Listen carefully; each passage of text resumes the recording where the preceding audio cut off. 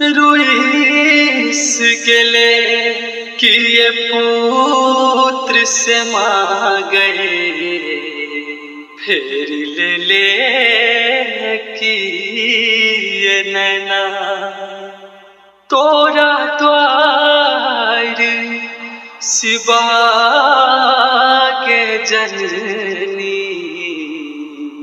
छै दोसर कोन ठिकाना। हमर जरल कपार के माँ कोन कलम से लिख देले, हमर जरल कपार के माँ कोन कलम से लिख देले। तोरे रोज पूजलियौगे, तोरे रोज पूजलियौगे, नई काज तू ठीक केले।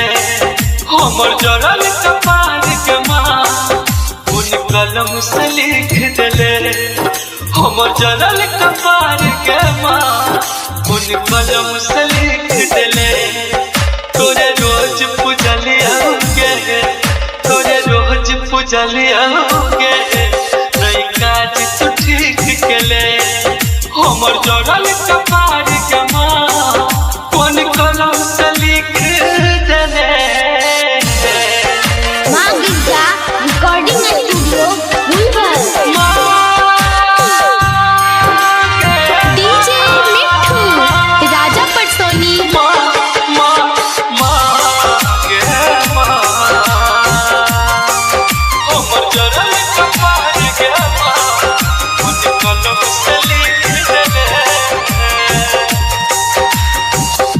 क्या दुख तू अपार देले, ये जिंदगी बेकार देले, किए अनहार के मैया हमर संसार छकेने, हमर संसार छकेने।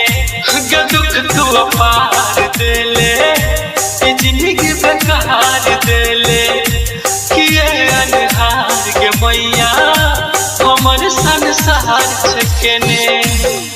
कोन चूक भेलौगे माँ, कोन चूक भेलौगे माँ, ये नकात तू को देले। कोन चूक भेलौगे माँ, ये नकात तू को देले। तोरे रोज पूजलियौगे, तोरे रोज पूजलियौगे, नई काज तू ठीक केले।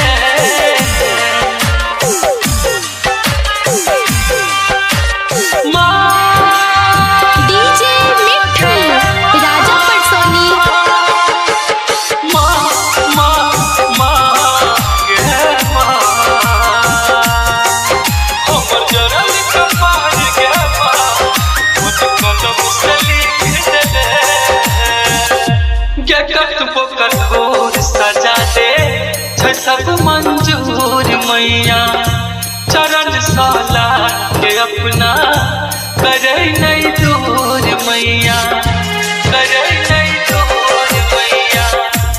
कतबो कठोर सजा दे छै सब मंजूर मैया, नयन साला के अपना करे नहीं दूर मैया। गिरी अजित के राह में माँ कते घाट छठा देने, गिरी अजित के राह में माँ कते घाट छठा देने। तोरे रोज पूजलियौगे, तोरे रोज पूजलियौगे, नई काज तू ठीक केले। हमर जरल कपार के माँ कोन कलम से लिख देले, हमर जरल कपार के माँ कोन कलम से